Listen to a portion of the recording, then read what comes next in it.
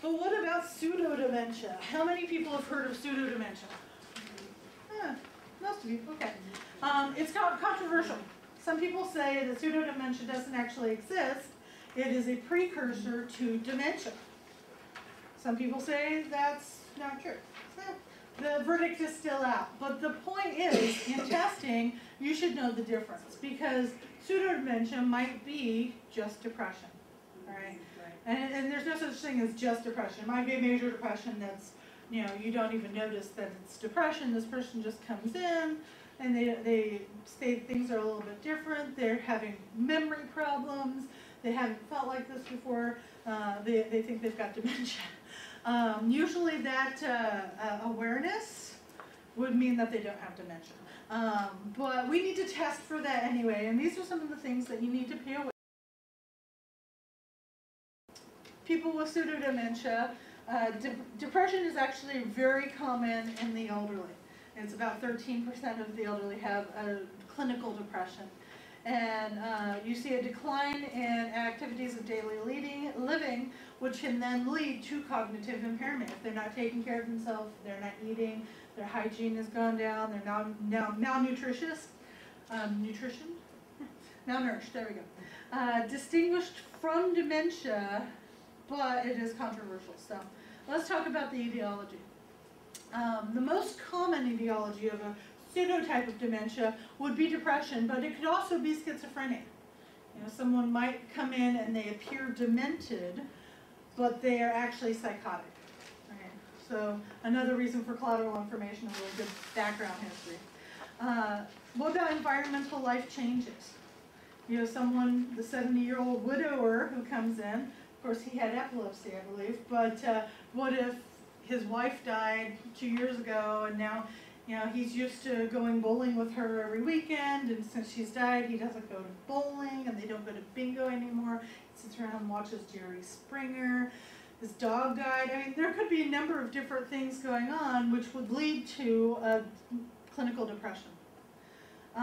Physical, there might be other physical problems going on. Thyroid, number one right up there. Vitamin deficiencies, not getting enough exercise. A friend of mine whose father was diagnosed with Alzheimer's told me that if she didn't take him out for a walk, it was at least a 30-minute walk every day, it was noticeable. They would go out for their walk in the evenings, but anytime it was raining, they didn't want to go out because she was afraid he would slip and fall, that sort of thing, and he was up all night.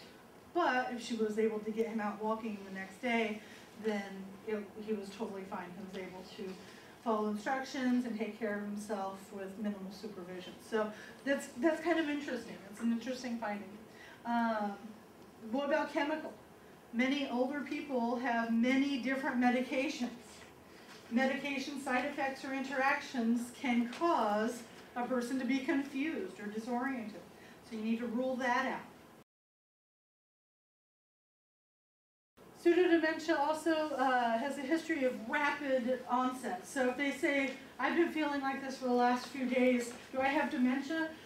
The answer is probably no. Let's do some testing and figure this out. Oh, but it's been going on for the last 3 weeks. Let's figure this out. The affect is depressed. They might not even respond to your funny jokes. And how many of you make funny jokes? I make lots of funny jokes to see what people's affect is going to be like. I try. All right. Poor cooperation. People with pseudo-dementia will often answer, I don't know. I don't know. Whereas someone with actual dementia will try their hardest to prove that they're totally fine. And they'll confabulate answers they don't know. Whereas someone with pseudo-dementia will just say, I don't know. I don't remember that. Or someone who's cantankerous. But that aside, we're ruling out malingering already.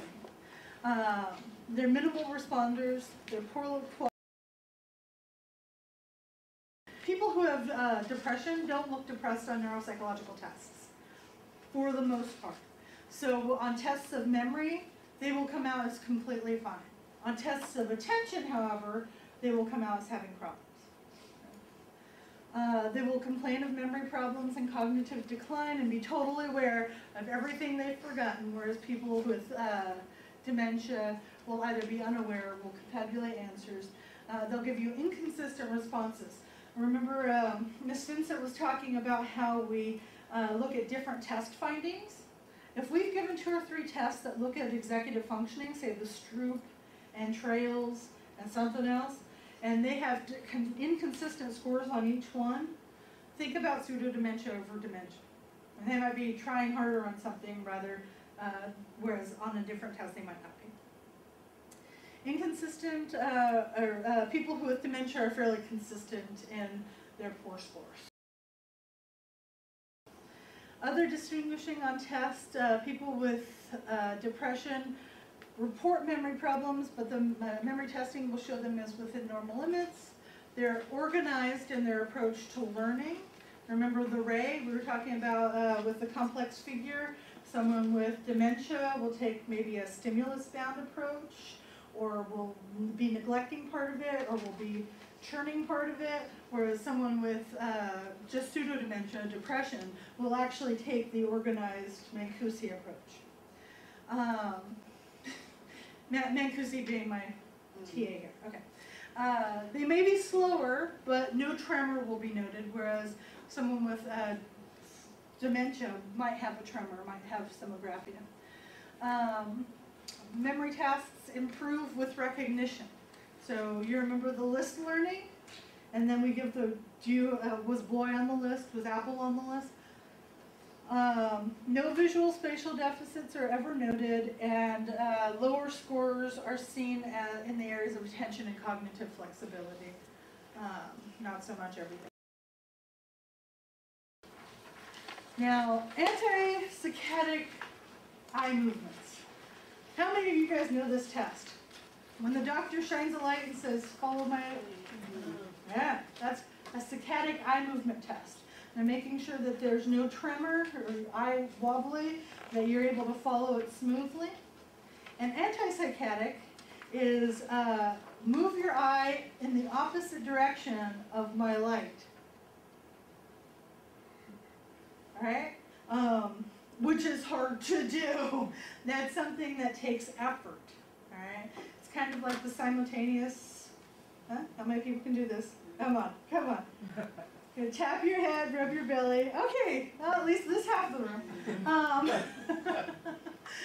It's late, guys, come on. So it's the ability to focus, and people with dementia often have trouble with the anti-saccadic test. People with pseudo-dementia or depression have no problem doing that. And I tried my best to find as much research on this as possible, and I only found mention of 2 articles.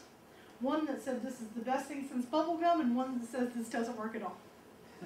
Alright, so I thought I'd throw that out there. The one that said it's the best thing since bubblegum said in their study 83% of people were accurately identified. Whereas all pseudo-dementia participants were within normal limits. That's what got me really excited about that, but other studies couldn't replicate those findings.